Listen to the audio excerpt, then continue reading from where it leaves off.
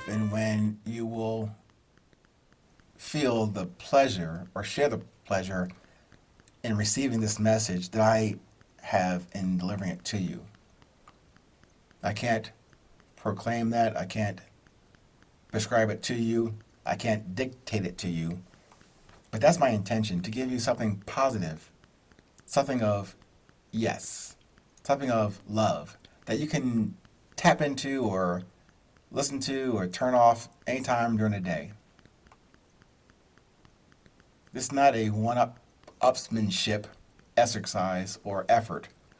It's for me to offer you as candidly as I can my interest, sincere interest, genuine interest, curious interest, original interest, organic from me as I'm getting it from my creator, the creator who has brought forth to me the ability to observe and communicate what I have experienced, what I've been exposed to, what I have learned, because believe me, there's been plenty of mistakes and hard lessons to go through, physical, mental, spiritual, whatever. So there is no solid one answer. I usually don't give you any answers in any of these podcast episodes, but at least giving you a perspective and making good on my guarantee to you. Even in these short dispatches and conversations, I only want, sincerely desire and need. I want to, but need to. Yeah, I guess I do need to do this. I do need to change your perspective on the present moment.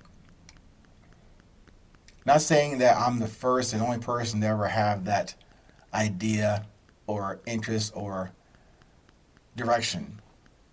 But I know for me, I never heard it spoken to me, inside of me, and then for me to have the courage, the humility and confidence. I said humility. The humility and confidence to express to you what I am only observing. It could be totally backwards ass wrong to you.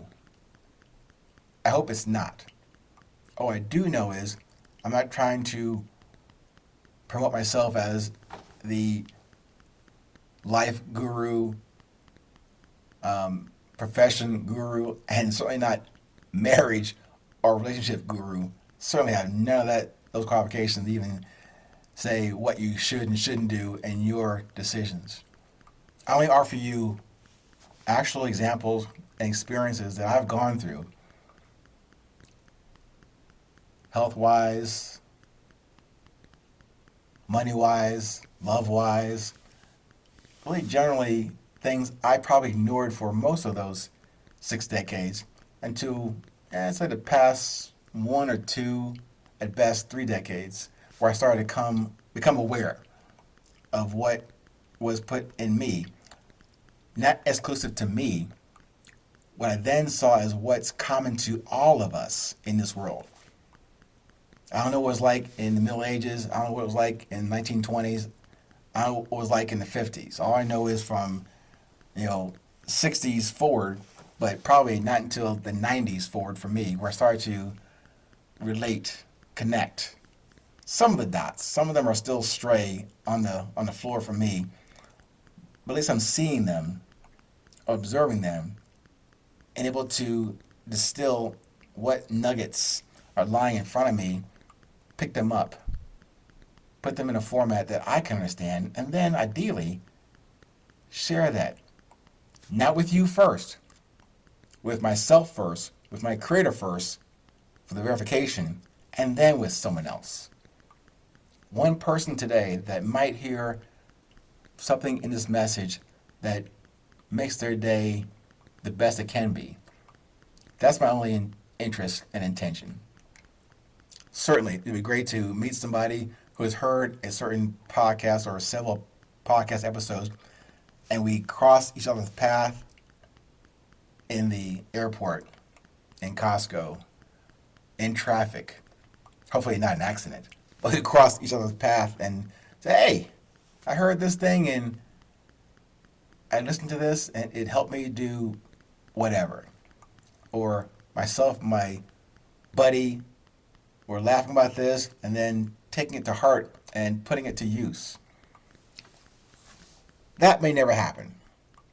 But hey, I can dream, can't I?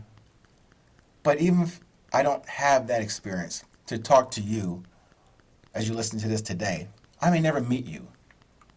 But in some way, maybe ethereal way, maybe existentially, I'm feeling already that connection.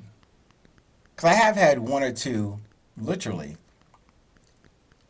stop me on the street or honk at me in my car, roll down the window, and have a brief but fulfilling conversation about something they heard or read from the book, the website, or a particular podcast episode.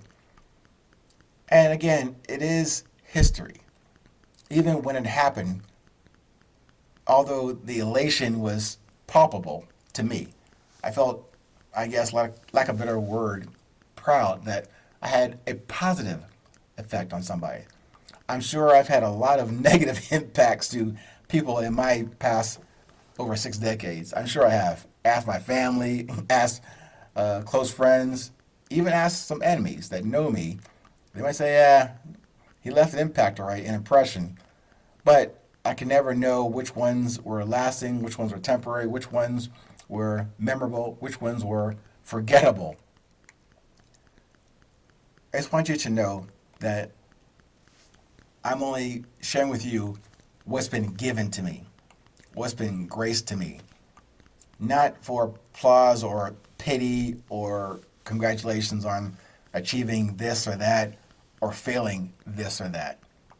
I have plenty of those to list out for you if you want to hear about them, which I've done in a couple of workshops to date and a couple of phone call presentations as well. Again, it's not about, it sounds kind of weird, it's not about me,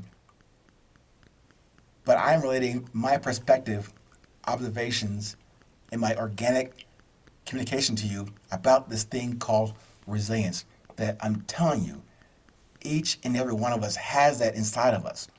It's already been given to us. Our only duty is to become aware of it, to recover that knowledge, that wisdom, that understanding of what it was that was deposited into us at birth. But somehow we lost the memo, we lost the bubble on what that discussion was even before we knew how to talk.